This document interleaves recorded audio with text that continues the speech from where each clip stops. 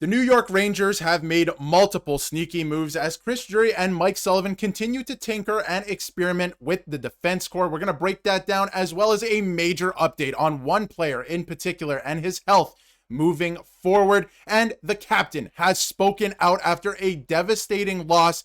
There's a couple things with this Rangers team that fans are starting to get very frustrated with that he has spoken out about. We're going to break it all down in this episode of Rangers Digest, and it's a loaded one, so let's waste no time. Let's dive right into it. Let's start with the moves. They've made multiple moves. Scott Morrow, and this is a little bit old, they have since played a game, and Brett broke down the game.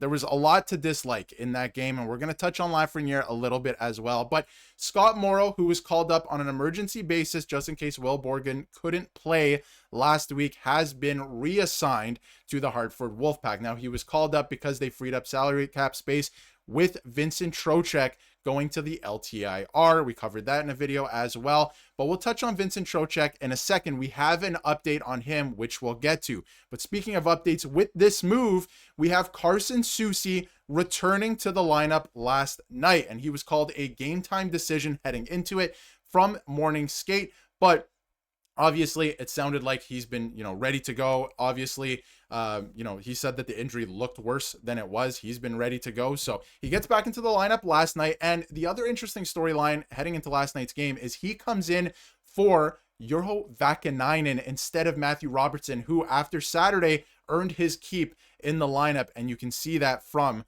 Mike Sullivan here with this quote that, he's forced his way into the lineup and Vakanainen came out. But one thing is pretty funny, I think. I listen, I don't want to turn this into a dumping on Carson Soucy thing. We were talking about it all summer, but they had a great game on Saturday against a pretty good team in Montreal, but the moment, and you can see it here, these were the new defense pairings. Soucy moves to the third pairing with Schneider, and we'll get back to the lines in a second, but the moment Carson Soucy is inserted back into the lineup, they lose. I'm just saying, we're noticing.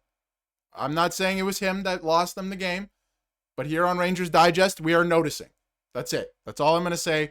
Not going to dump on him. But in all seriousness, guys, Carson Soucy to start the season, credit where credit is due. He has been pretty good, right? And we were dumping on him all, off season, saying I cannot, it was looking like a waste of a trade. He has been pretty good so far this season. And so he inserts himself back into the lineup. And one other thing I wanted to mention, and I saw somebody comment this the other day, and forgive me for not bringing up the username, but you know who you are. You commented this the other day. Schneider, and I don't know if it's because of Soucy or, even last night we saw it, that's the reason I'm bringing this up, has been playing way more physical this year. And maybe it's because he is healthy, and that's really good news for the Rangers as well. But you can see a couple plays from last night, not too much to like. We'll get into that stuff in a second, Lafreniere as well. Just to tease that, we'll touch on a lot of that stuff and a lot of what everyone's talking about this morning. But again, another gigantic bone-crushing hit from Braden Schneider. He's been playing with more of a physical edge so far this season. And again, it could be some of the guys that he's playing with, or maybe it's the fact that he is healthy, right? He had that surgery and now he's ready to go. And, the injury that he sustained, you can play through that. You absolutely can. But if you're not 100%, you're just not 100% of yourself, right? So he is now, and I'm very excited to see what he does the rest of the way. So that should be a lot of fun to keep an eye on. Now, the new lines, if you want to call it that, I guess. Obviously, they're rocking with Zibanejad still in the middle, which worked on Saturday. Didn't necessarily work the other night, or last night, I should say. And Cooley has been rough to start the season as well. These are the things I wanted to point out. And let's get into some quotes from last night. Obviously, they broke the scoring drought at home very early into the game. Thank goodness, because if they went into that first intermission without scoring again, it was going to become a problem. But Mike Sullivan on seeing a disconnect in the offense. Is there a disconnect in the offense? They've had a hard time scoring. And again, last night, they finally scored at home, but you didn't put that many goals up on the board. I thought Saturday was going to be a bit of a turning point. And listen, Minnesota, great team, great goaltender, huge save from Gustafsson, right? Like, all of these things are true. Let's keep that in mind as well. This season is still young. They are playing a different breed, but there were some things last night in terms of bad habits that were creeping through again. So Mike Sullivan went on to say, no, I don't think so. I didn't think we were at our best on opening night. There's a lot of emotion that goes around those situations. But from that point on, up until this game, I felt like the team has played extremely well. So, he's saying exactly everything that we've seen. The team has been playing very well. But heading into last night, they didn't get as many looks. They didn't play that well.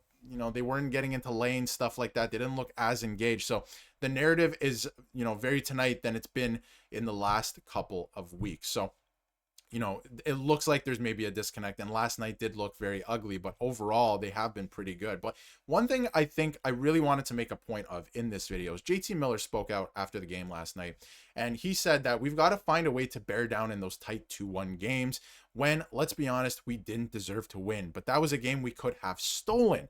And which is 100% true. And you see that around the league all of the time. It's happened to us so far, just not good enough. We know that. We're going to turn the page and move on to the next one. And a lot of people are already calling out JT Miller. And I'm not going to hit the panic button whatsoever yet, but I did want to make a point of this, that JT Miller looked rough to start the season, was clearly battling an injury. Since then, has been the leader and the heartbeat of this team and has been driving forward and has just straight up been the leader. He's wearing the C, but you can see it on the ice and in his play. But I wanted to bring this up. So far this season, 4 points in 8 games. He has 2 goals and 2 assists.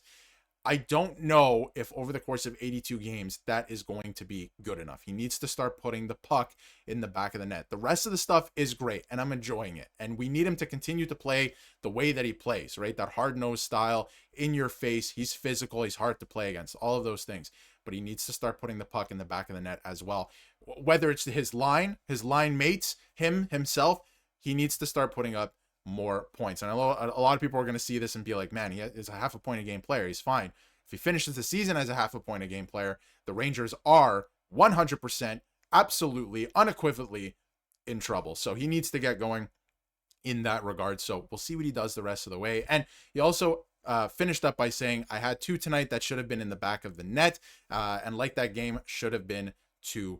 So a bit of a misquote there, I think, but we should have been playing with the league, and I didn't bury that. We just got to bear down. So he's recognizing these mistakes. He knows that the team can be better. I think a lot of the guys on the team can still be better as well. You look at Will Cooley. I mean, this is a missed opportunity early in the third period to go up 2-1, exactly like what JT Miller was saying, that he could have put the team up 2-1 as well. In these moments, you have to find a way to break through in those tight games, because this is the NHL. And especially when you get to the playoffs, we've been talking a lot about following the Florida Panthers model. When you get there, these are the types of games, right? You have to find a way to break through. So didn't, necessarily enjoy this from Will Cooley. NYR Louis is saying that, you got to make that pass. And if you're not making top 6 plays, you're not going to be in the top 6. And I had high hopes for Will Cooley this year.